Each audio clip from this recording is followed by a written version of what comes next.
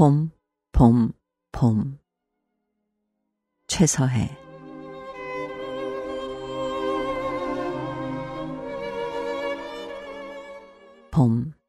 봄은 또 찾아듭니다.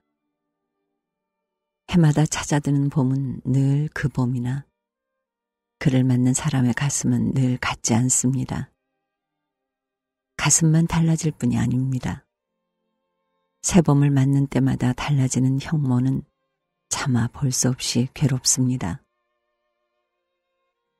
이것이 세월이 죽어가는 선물인지 생활이 죽어가는 선물인지 내게 있어서는 분간하기 어려운 자취지만 어쩐지 봄을 맞을 때마다 애틋한 괴로움이 가슴의 문을 소리 없이 두드려서 견딜 수 없습니다. 생활이란 그처럼 사람을 볶으며 세월이란 그처럼 사람을 틀어놓는지는 이제 새삼스럽게 느끼는 것도 아니건만 어렸을 때는 기쁘던 봄이 어른 된 오늘에 이처럼 괴로울 줄은 나뿐이 아니라 누구나 생각지 못했을 것입니다. 부각 머리를 싸고 흐르는 엷은 아지랑이나 마당 한 귀퉁이에서 뾰족뾰족 타오르는 새싹은 모두 새봄의 새 빛과 새 힘을 보여주는 것이로되 내게 있어서는 어느 것이나 괴로움 아닌 것이 없고 슬픔 아닌 것이 없고 추억 아닌 것이 없습니다. 남은 다시 피어나는 희열에 방긋거리는데 나는 그것을 괴로움으로 보고 슬픔으로 보고 추억으로 보니 나는 벌써 새싹과 같은 생명을 잃어버렸는가.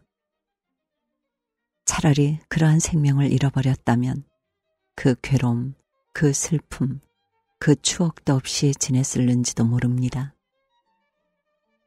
그러나 나는 30을 내일에 바라보는 청춘유애다. 가슴에 푸른 마음이 넘쳐 흐르고 혈관에 붉은 피가 소용돌이를 치는 젊은 유애다. 나는 이렇게 젊었으므로 이 봄이 괴롭고 이 봄이 슬프고 그 괴로움, 그 슬픔을 모르던 옛날의 봄이 그립습니다. 철 모르던 옛날의 봄이야말로 참말 봄이었습니다. 세상이 어찌 돌아가는지, 집안이 어찌 되는지 그것은 생각지 않는 것이 아니라 그런 것은 전혀 모르고 따스한 볕발이 기어드는 봉당에서 하품하는 개를 말이라고 못 견디게 타고 놀다가 어머니의 꾸지람에 어쩔 줄 몰라 하고 책보는 버드나무 가지에 처매어 놓고 새잡이 그물을 들고 이들로 저들로 돌아다니던 그 옛날에 철 모르던 봄이 참으로 그립습니다. 그렇던 그 봄은 어디로 갔는가? 이제는 생각하면 옛날의 일유애다. 엷은 비단 장막 같은 아지랑이에 아련히 가린 부각의 윤곽보다도 더 희미하게도 눈앞에 떠오르는 옛날의 일입니다. 그때는 이제 내 일생에 있어서 다시 찾을 수 없는 때외다. 찾을 수 없는 그때를 이렇게 추억하면 무슨 소용이 있으랴만 추억은 이해에 있는 것이 아닌가 봅니다. 목전에 닥치는 괴로움과 슬픔이 내 몸을 누르는 때마다 그 괴로움, 그 슬픔을 모르고 양지 쪽에 피어오르는 고사리싹 같은 어릴 적으로 나도 모르는 이상한 사다리를 더듬어 옮아가게 됩니다. 나는 그렇게 추억의 사다리를 더듬는 때마다 봄밤, 우수 달빛이 흐르는 봄밤, 푸른 안개 속에 쌓인 듯이 푸근한 유쾌와 애틋한 느낌을 받습니다. 그것이 그처럼 추억되고 그 추억을 추억하는 것을 향락하는 것만큼 나의 이 봄 생활은 거칠기 그지없습니다. 봄을 봄으로써 느끼지 못하리만큼 나의 생활은 거칠었습니다. 나는 내 생활을 생각하는 때마다 눈 날리고 바람치는 거친들을 외로이 걸어가는 듯한 느낌을 받습니다. 한강에 층얼음이 풀리고 북한의 흰눈이 녹아 세상은 이제 바야흐로 봄 세례를 받게 되건만 내 길의 빙설은 나날이 더해갈 뿐이외다. 나는 그것이 괴롭고 그것이 슬픕니다. 나는 이 괴로움을 누구더러 덜어달라는 것도 아니요. 이 슬픔을 누구에게 하소연하려는 것도 아니외다. 이 괴로움, 이 슬픔은 나 아니면 느끼지 못할 것입니다. 나는 다만 이 괴로움을 괴로움으로써 맛보고 이 슬픔을 슬픔으로써 맛보려 할 뿐이외다. 나는 그것을 물리치려고 하지 않고 받으려고 하며 그저 보려고 하지 않고 밟으려고 할 따름이외다. 나는 거기서 내 생명의 약동을 보고 내 생명의 법열을 얻으려고 합니다. 봄, 괴로운 봄, 슬픈 봄.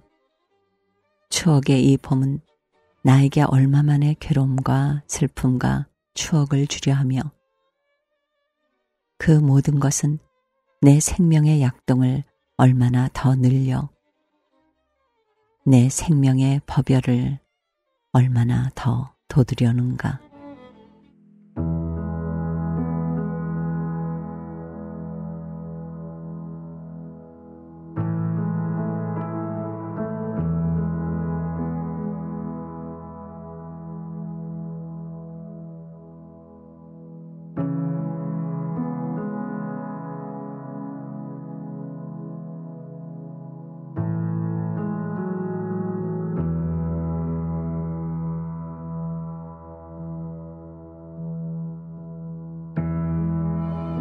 냉면. 김남천.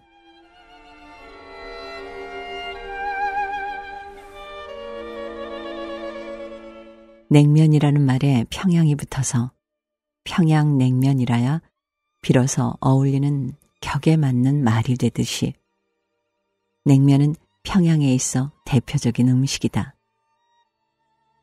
언제부터 이 냉면이 평양에 들어왔으며 언제부터 냉면이 평안도 사람의 입에 가장 많이 기호에 맞는 음식물이 되었는지는 나 같은 무식쟁이에게는 알 수도 없고 또 알려고도 아니한다. 어렸을 때 우리가 냉면을 국수라 하여 비로소 입에 대게 된 시일을 기억하는 평안도 사람은 극히 드물 것이다. 나도 그 중에 한 사람이다. 밥보다도, 아니 쌀로 만든 음식물보다도 이르게 나는 이 국수 맛을 알았을지도 모른다. 어머니의 등에 엎여서 어른들의 냉면 그릇에서 연암은 오리를 끊어서 이가 서너 개 나나마나한 입으로 메밀로 만든 이 음식물을 받아 삼킨 것이 아마도 내가 냉면을 입에 대어본 처음일 것이다. 젖 먹다 뽑은 작은 입으로 이 매끈거리는 국수오리를 간물로 쫄쫄 빨아올리던 기억이 있는지 없는지 가물가물하다. 누가 마을을 오던가 한때 점심이나 밤참에 반드시 이 국수를 먹던 것을 나는 겨우 기억할 따름이다.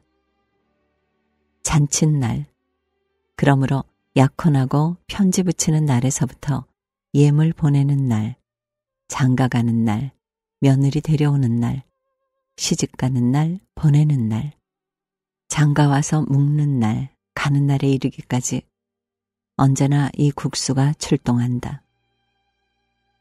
이 밖에 환갑날, 생일날, 제삿날, 장례날, 길사, 경사, 흉사를 물러나고 이 국수를 때로는 냉면으로 때로는 온면으로 먹어왔다. 심지어는 정월 열나흘 작은 보름날 이닥기엇 뒤밟기 술과 함께 수명이 국수 오리처럼 길어야 한다고 명길이 국수라 이름 지어서까지 이 냉면 먹을 기회를 만들어 놓았다. 지금 생각해보면 평안도 사람의 단순하고 담백한 식도락을 추상할 수 있어 흥미가 새롭다. 속이 쿨쿨할 때라든가 화가 치밀어 오를 때 화풀이로 담배를 피운다든가 술을 마신다든가 하는 일은 흔히 있는 일이지만 이런 때 국수를 먹는 사람의 심리는 평안도 태생이 아니고는 좀처럼 이해하기 힘들 것이다. 도박에 져서 실패한 김에 국수 한 양푼을 먹었다는 말이 우리 시골에 있다. 이렇게 될 때 이 국수는 확실히 술의 대신이다.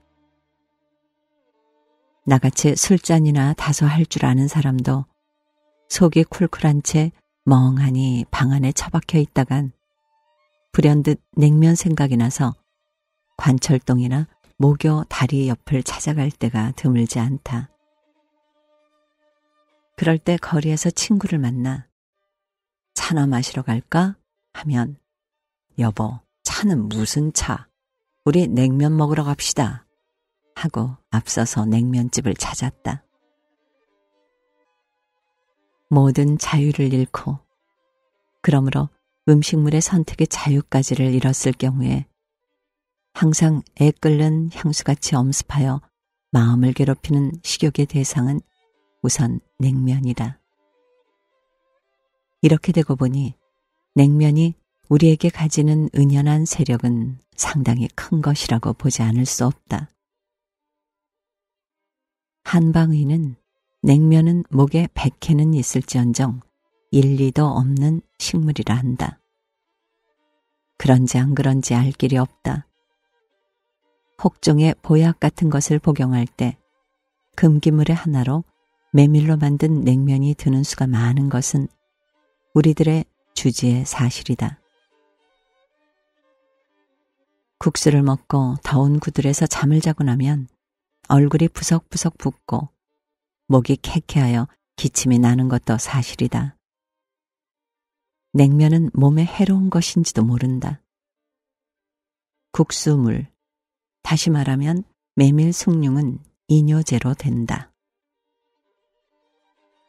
트리펠 같은 걸 앓으니가 냉면에 돈육이나 고추나 파나 마늘이 많이 드는 것은 꺼리지만 냉면 먹은 뒤에 더운 국수물을 청에다 한 사발씩 서서히 마시고 앉았는 것은 이 탓이다.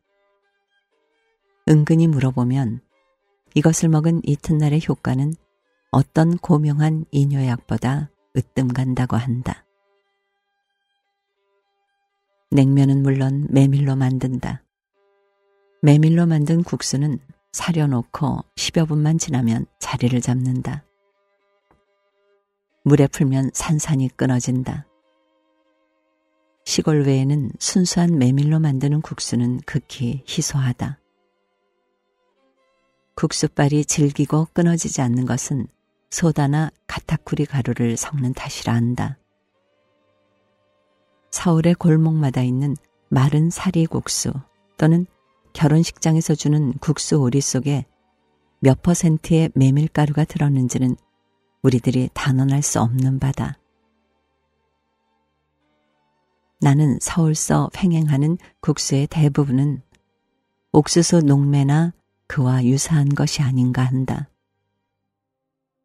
이틀 사흘을 두었다가도 제법 먹을 수 있고 얼렸다가도 더운 국물에 풀면 국수 행세를 할 수 있다. 이것은 국수가 아니고 국수 유사품이다. 평양냉면이나 메밀국수와는 친척간이나 되나 마나 하다.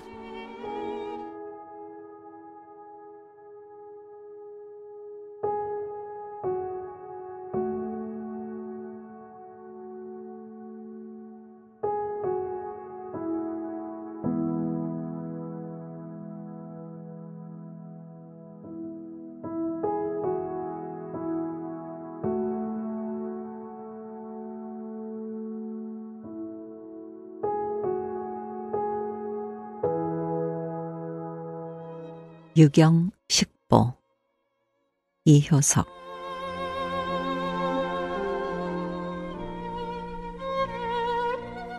평양에 온 지 4년이 되나 자별스럽게 기억에 남는 음식을 아직 발견하지 못했습니다. 생활의 전반 규모에 그 무슨 전통의 아름다움이 있으려니 해서 몹시 눈은 살피나 종시 그런 것이 찾아지지 않습니다. 거처하는 집의 격식이나 옷맵시나 음식 범절에 도시 그윽한 맛이 적은 듯합니다. 이것은 평양 사람 자신도 인정하는 바로 언제인가 평양의 자랑을 말하는 좌담에 출석했을 때 들어보아도 그들 자신으로도 이렇다 하는 음식을 못 들었습니다. 가령 서울과 비교하면 감히 비교할 바 못 되겠지만 진진하고 아기자기한 맛이 적고 대체로 거칠고 단하고 뻣뻣스럽습니다. 잔칫집 음식도 먹어보고 요정에도 올라보았으나 어디나 다 일반입니다. 요정에 올라서 평양의 진미를 구하려 함은 당초에 그런 일이어서 평양의 진미는커녕 식탁에 오르는 것은 조선 음식이 아니고 정체 모를 내외 범벅에 당치 않은 것들 뿐입니다. 그리고 음식상이라기보다는 대개가 술상의 격식입니다. 술을 먹으러 갈 때지 음식을 가지가지 맛보러 갈 때는 아닙니다. 차라리 요정보다는 거리의 국수집이 그래도 평양의 음식을 자랑하고 있는 성 싶습니다. 평양냉면은 유명한 것으로 치는 듯하나 서울 냉면만큼 색깔이 희지 못합니다.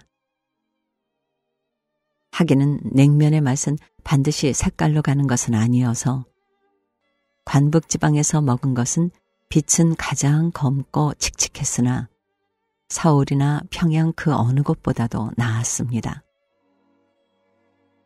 그러나 평양 온 후로는 까딱 냉면을 끊어버린 까닭에 평양 냉면의 진미를 아직 모르고 있습니다.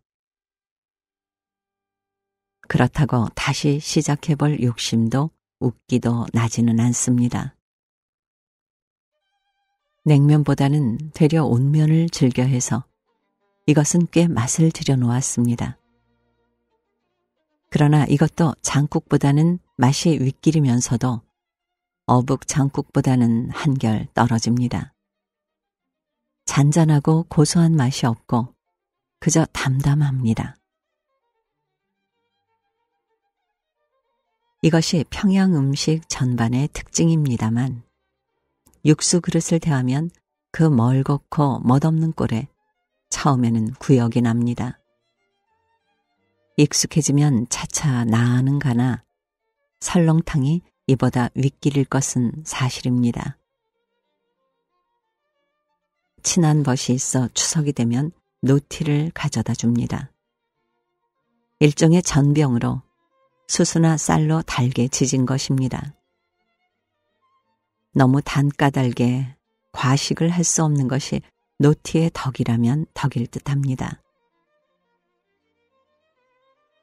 나는 이 노티보다도 차라리 같은 벗에 집에서 먹는 만두를 훨씬 훌륭한 것으로 생각합니다. 호만두보다도 그 어떤 만두보다도 나았습니다. 평양의 자랑은 국수가 아니고 만두여야 할 것 같습니다. 동무라면 또 한 동무는 이른 봄에 여러 차례나 간장병과 떡주발과 김치 그릇을 날라다 주었는데 이 김치의 맛이 별미여서 어느 때나 구미가 돌지 않을 때는 번번이 생각납니다. 봄이건만 까딱 변하지 않는 김치의 맛.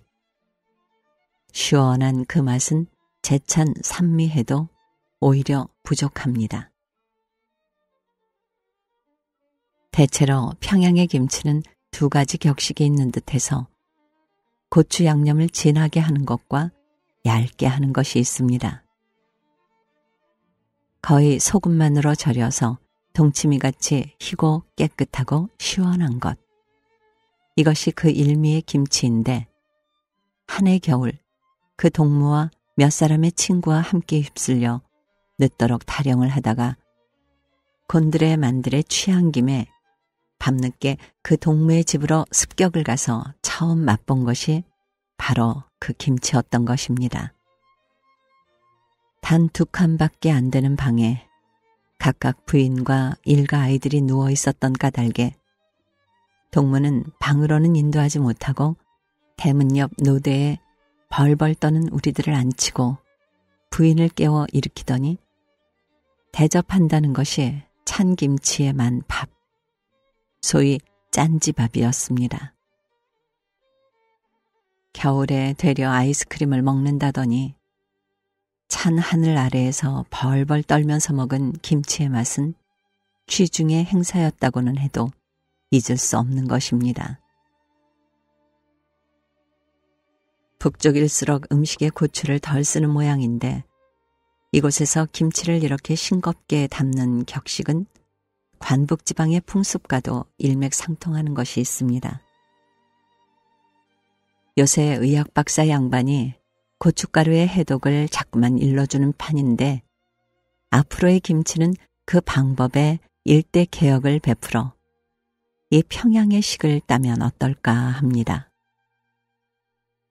나는 가정의 주부들에게 이것을 적극적으로 권하고 싶습니다. 단지 의학 박사가 아닌 까닭에 잠자코 있을 뿐입니다. 잔치집에서 가져오는 약과와 과줄은 요리집 식탁에 오르는 메추리 알이나 갈매기 알과 함께 멋없고 속 없는 것입니다. 약과는 굳고 과줄은 검습니다. 다시기니 정관이 하는 이유는 찾으려야 찾을 수 없습니다. 없는 모양입니다. 중요한 음식의 하나가 야키니쿠, 불고기인데 고기를 즐기는 평양 사람의 기질을 그대로 반영시킨 음식인 듯합니다. 요리법으로 가장 단순하고 따라서 맛도 담백합니다. 스키야키같이 연하지도 않거니와 갈비같이 고소하지도 않습니다. 소다만 까닭에 몇 근이고 간에 양을 사용하지 않는답니다. 평양 사람은 대개 골격이 굵고 체질이 강장하고 부한 편이 많은데 행여나 야키니쿠의 덕이 아닌가 혼자 생각에 추측하고 있습니다. 다만 야키니쿠라는 이름이 철화하고 속되어서 늘 마음에 걸립니다. 적당한 명사로 고쳐서 보편화시키는 것이 이 고장 사람의 의무가 아닐까 합니다. 말이란 순수할수록 좋은 것이지 뒤섞고 번복하고 옮겨온 것은 상스럽고 혼란한 느낌을 줄 뿐입니다. 마지막으로 어죽을 듭니다. 물고기 죽이란 말이나 실상은 물고기보다도 닭고기가 주장이 되는 듯합니다. 닭과 물고기로 쓴 흰죽을 고추장에 버무려 먹습니다. 여름 한철의 진미로서 아마도 철렵의 풍습의 유물로 끼쳐진 것인 모양입니다. 제철에 들어가 강놀이가 시작되면 반월도를 중심으로 섬과 배 위에 어죽놀이의 패가 군데군데 벌어집니다. 물속에서 첨벙거리다가 나와 피곤한 판에 먹는 죽의 맛이란 결코 소홀히 볼 것이 아닙니다. 동해안 바닷가에서 홍합죽이라는 것을 먹은 적이 있는데 그 조개로 쓴 죽과는 맛이 흡사한 데다가 양편 다 피곤한 기회를 가린 것이라 구미 적은 여름의 음식으로 이 죽들은 확실히 공이 큰 듯합니다.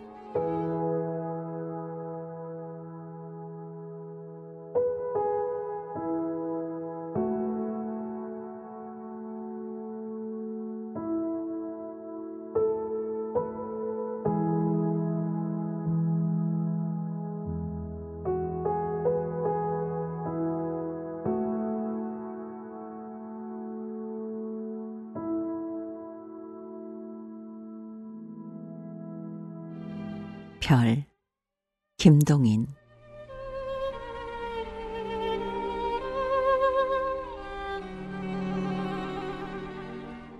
무슨 글자를 보느라고 옥편을 뒤지다가 별 성자를 보았다. 성자를 보고 생각하는 동안 문득 별에 대한 정다움이 마음속에 일어났다. 별을 못 본 지 얼마나 오래인지 별의 빛깔조차 기억에 희미하다. 보려면 오늘 저녁이라도 뜰에 나가서 하늘을 우러러보면 있을 것이건만. 밤길을 다니는 일이 적은 나요.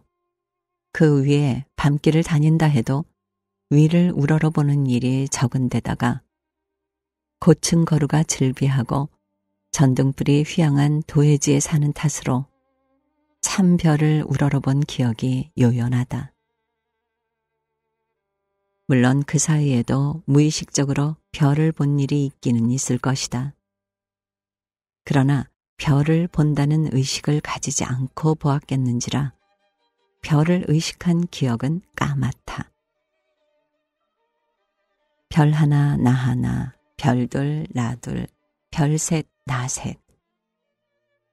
여름날 뜰에 모여서 목청을 돋우며 새어나가던 그 시절의 별이나 지금의 별이나 변함은 없을 것이며 그 뒤 중학시대에 음울한 소년이 탄식으로 우러러보던 그 시절의 별이나 지금의 별이나 역시 변함이 없을 것이며 또는 그 뒤 장성하여 시적 흥취에 넘친 청년이 마상이를 대동강에 띄워놓고 거기에 누워서 물결 소리를 들으면서 탐미하던 그 별과 지금의 별이 변함이 없으련만.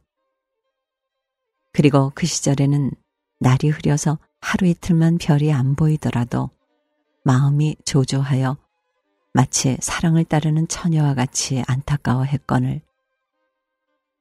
지금 이렇듯 별의 빛깔조차 잊어버리도록 오래 별을 보지 않고도 그다지 부족함을 느끼지 않고 살아나가는 이 심경은 어찌된 셈일까? 세상 만사에 대해서 이제 흥분과 감동을 잊었나? 혹은 별을 보고 싶은 감정이 생기지 못하도록 현대인의 감정이란 빽빽하고 기계적인 것인가? 지금도 별을 우러러보면 옛날의 그 시절과 같이 괴롭고도 즐거운 감동에 잠길 수가 있을까? 그렇지 않으면 전등만큼 밝지 못한 것이라고 경멸해 버릴 만큼 마음이 변했을까? 지금 생각으로는 오늘 저녁에는 꼭 다시 별을 우러러보려 한다. 그러나 저녁이 되어도 그냥 이 마음이 그대로 있을지부터가 의문이다. 날이 춥다는 핑계가 있고 그 위에 오늘이 음력 8일이니 금은별이 아니고서야 무슨 흥취가 있겠느냐는 핑계도 있고 하니 어찌 될는지 의문이다. 보면 새고 안 보면 문득 솟아오르던 별. 저 별은 장가를 가지 않는가 하고 긴 밤을 지키고 있던 별. 내 별, 내 별 하며 동생과 그 광희를 경쟁하던 별. 생각하면 생각할수록 언제 다시 잠 못 자는 한밤의 별을 우러러보며 세우고 싶다. 그러나 현 시대의 생활과 감정이 너무 복잡 다단함을 어찌하랴. 별을 쌀알로 보고 싶을 터이며 달을 금덩이로 보고 싶을 테니까 이런 감정으로는 본다 한들 아무 감흥도 없을 것이다.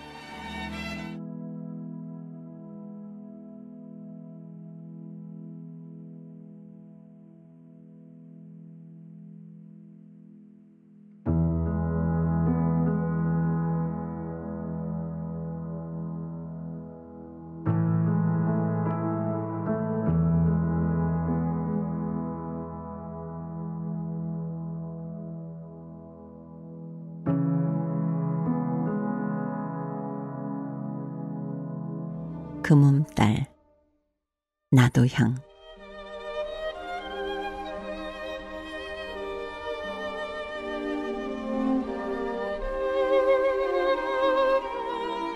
나는 금음딸을 몹시 사랑한다. 금음딸은 너무 요염하여 감히 손을 댈 수도 없고 말을 붙일 수도 없이 깜찍하게 어여쁜 계집 같은 달인 동시에 가슴이 저리고 쓰리도록 가련한 달이다.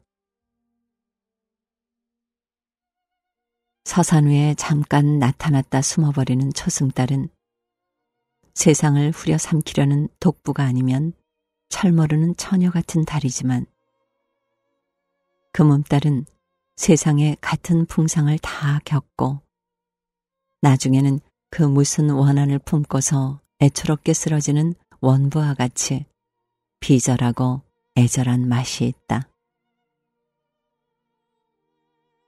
보름의 둥근 달은 모든 영화와 끝없는 숭배를 받는 여왕 같은 달이지만 금음달은 애인을 잃고 쫓겨남을 당한 공주와 같은 달이다.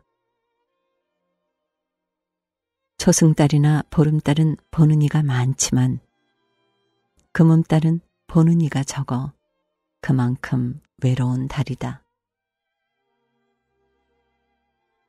객창 한등에 정든님 그리워 잠 못 들어 하는 이나 못 견디게 쓰린 가슴을 움켜잡은 무슨 한 있는 사람이 아니면 그 달을 보아주는 이가 별로 없을 것이다. 그는 고요한 꿈나라에서 평화롭게 잠든 세상을 저주하며 홀로 머리를 풀어뜨리고 우는 청상과 같은 달이다. 내 눈에는 초승달빛은 따뜻한 황금빛에 날카로운 쇳소리가 나는 듯하고 보름달을 쳐다보면 하얀 얼굴이 언제든지 웃는 듯하지만 금음달은 공중에서 번듯하게 날카로운 비수와 같이 푸른 빛이 있어 보인다. 내가 한 있는 사람이 되어서 그러한지는 모르지만 내가 그 달을 많이 보고 또 보기를 원하지만 그 달을 한 있는 사람만 보아주는 것이 아니라 늦게 돌아가는 술주정꾼과 노름하다 오줌 늘어 나온 사람도 있고 어떤 때는 도적놈도 보는 것이다. 어떻든지 금음달은 가장 정 있는 사람이 보는 중에 또한 가장 한 있는 사람이 보아주고 또 가장 무정한 사람이 보는 동시에 가장 무서운 사람들이 많이 보아준다. 만일 내가 여자로 태어날 수 있다 하면 금음달 같은 여자로 태어나고 싶다.